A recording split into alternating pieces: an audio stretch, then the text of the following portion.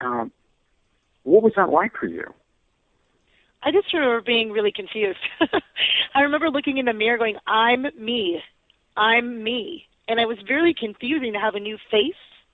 I don't know how to explain that. It's just, I was very confused, but I was very, I really believed these things were real and no one could talk me out of it. And what's funny is for a while I was like, well, that was all fantasy. And then when I got tapped into my psychic ability later on, I'm like, nope, it was all correct. When I was 3, I was right, not when I was trying to be logical and make sense of it, what we're taught. A lot of what we're taught is wrong. It's unteaching what is real. I agree with that, and so I'm gonna press you a little bit on this. I'm gonna go back to you as a 3-year-old. Sure. So you don't. I mean, in general, people don't have these kinds of things when they're that young. No matter how intuitive they are, they usually it doesn't. A lot of children remember past lives. I disagree with you on the. Well, I mean, there are enough that that we can. It's not like you and I are the only two, but no. And there are a lot of people who later become psychics, but I don't think there's very many. And I could be wrong, but I believe this. I don't think there are very many who do have both. And that's also kind of weird. I was going to say, I agree with you on the kids thing. I don't agree on it's not when they're really young. I think it is when they're really young. I think most kids start forgetting past lives more around 5. Yeah, when they're conditioned to stop talking that nonsense. Oh, yeah, by the time they get to kindergarten, that stuff's starting to fade. But but the ones that remember it, I want your opinion on this, because I'm throwing out a theory. Because it's my theory doesn't make it true, right? I want your take on this. I believe that maybe, when I say there are a lot, I mean like maybe 1 out of 1,000, 1 out of 5,000. That's still, when you look at the population of the world, that's a lot of people that maybe remember things as children. Psychics are, the real psychic people are rare, but there's a lot of them, right?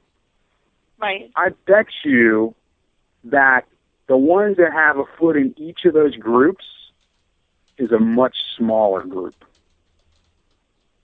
Probably How do you feel about that? Yeah, I would agree with that.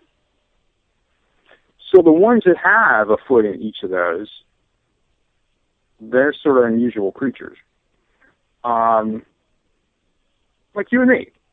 So, past lives define everything I do as psychic.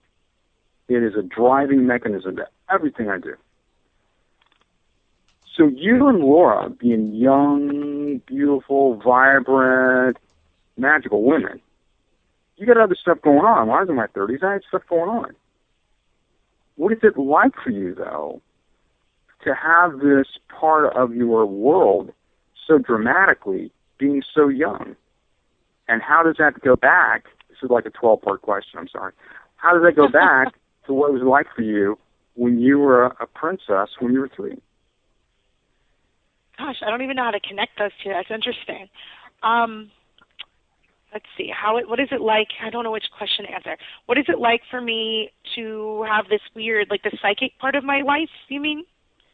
Yeah, I mean, with past lives. So let me kind of break it down. I'm going to put it into one from each, sequentially. Because I'm making this up as I go. You know me. I'm a stream of consciousness. I'm going, but there's a method of my madness. Because I have you. I have an amazing source. I'm going to utilize this source. Okay. So what is it like for you having this awareness of reincarnation, not only for yourself, but for other people? That's a good question. What's that like for you? Say that one more time. What is it? How do you deal with being conscious of past lives? Oh, it makes things really weird. Here's the weirdest part, Andrew.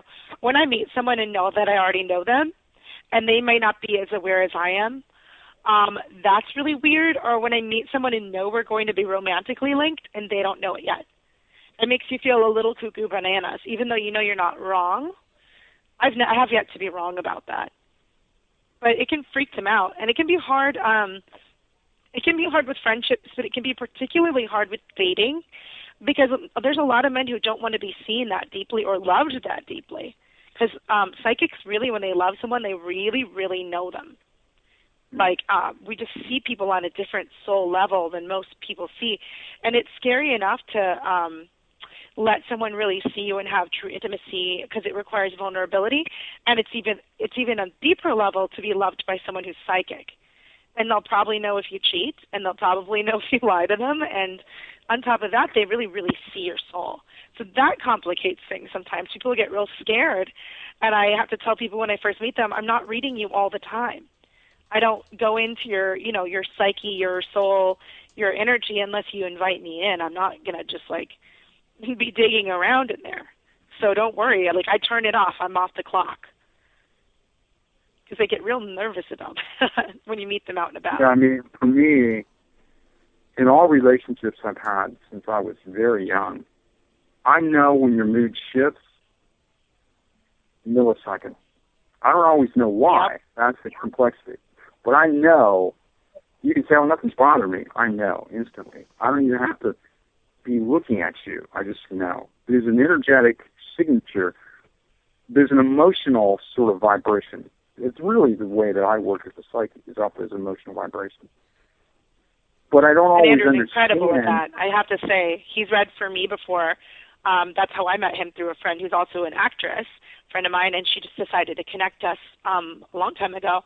And when Andrew first read for me, my mouth was agape for the first, at least minute and a half, as he just rattled off everything going on in my life. I was just astounded by his talent. Well, thank you. But in the context of dating, right? You and I both, we can know that there's a change. But if we are invested, like if we're in love or we want them to like us or whatever, that neutrality to really understand it is compromised a bit. That's the challenge, right? The more that you're involved, the more you have skin in the game. You want it to come out a certain way, the more complicated it is to really be objective. And that's why it's difficult to read from stuff. Yes, the closer you are to something, the less you can read objectively. So when you see someone and you know that you have this connection, and then we go one step further and maybe you see a karmic connection, and that adds a whole host of a whole extra layer of information. It's like 3D chess, kind of, right? So let's say you meet someone, you have a romantic chemistry with them, and you know gut level that this is more than just what meets the eye. What is that like for you, experientially? How do you feel about that? It's so weird. I don't think you have to be psychic to feel soulmate connection. We all have. I describe psychic ability like musical ability. Most people can develop it. Most people, can learn to sing at least somewhat, and some are born prodigies, and some are, tone deaf. Very few are very tone deaf. So I think most of that can be learned, but you don't have to be psychic to feel soulmate connection. Mm-hmm. And for me, it's just so intense. I met somebody recently in Los Angeles, and what was funny was his coming was foretold to me by a psychic, ironically, and then Andrew picked up on him the first time he read for me, too. And when I shook this person's hand, I shook his hand, and I went, uh-oh. I knew that it would be a challenge. I knew that it was going to be extremely soul-connected, and I had a feeling something would happen with us.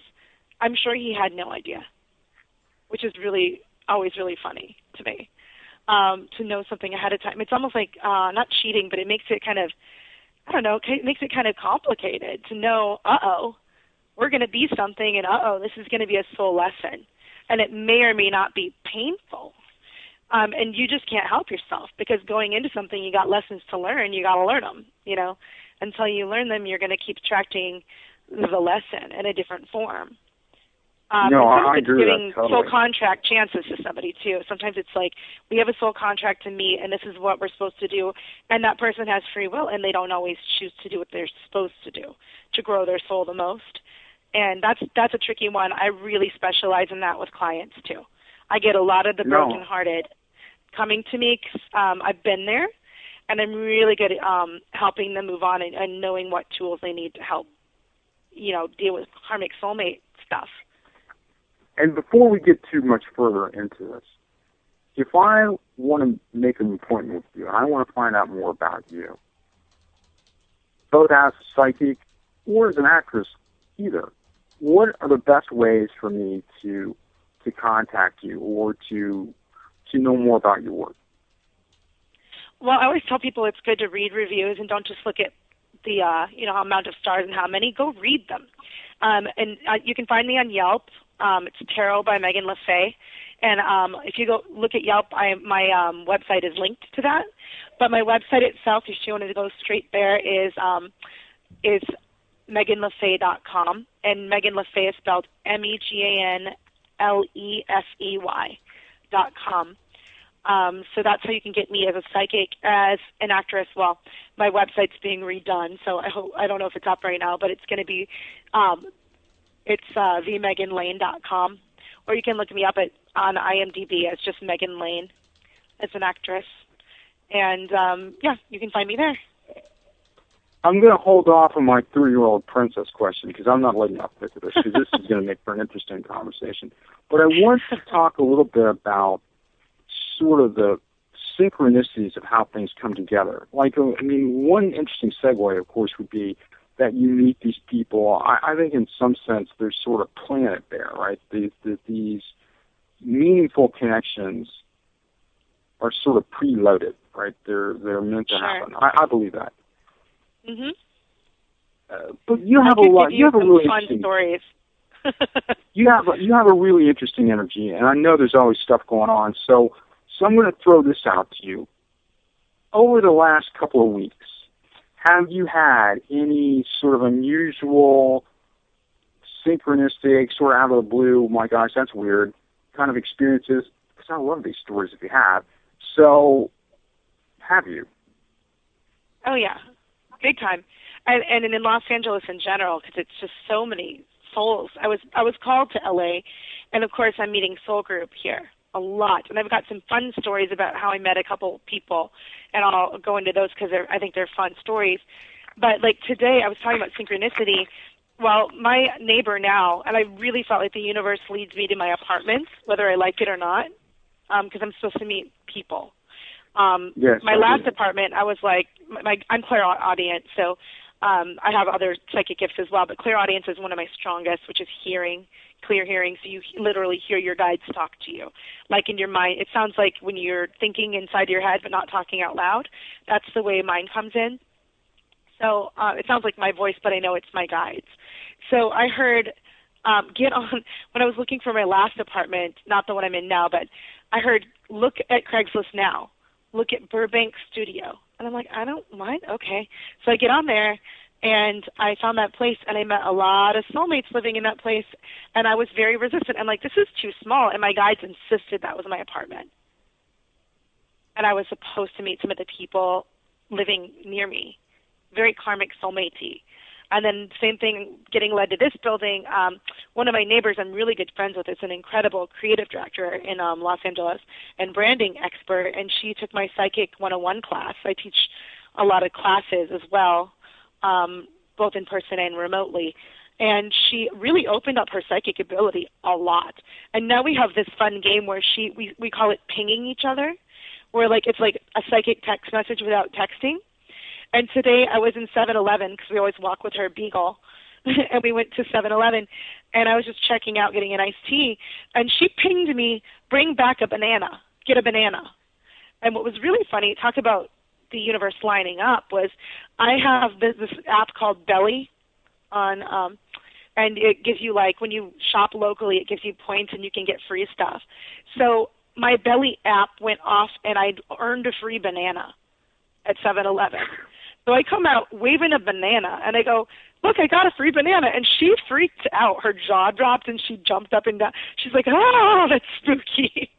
Because not only did she psychic ping me, she psychic pinged me to buy a banana. And I just happened to have earned one that day and came out with it. So stuff like that. So I'm gonna kind of freak you out here because you'll love it. Okay. Mm-hmm. So just like I'm going to stop you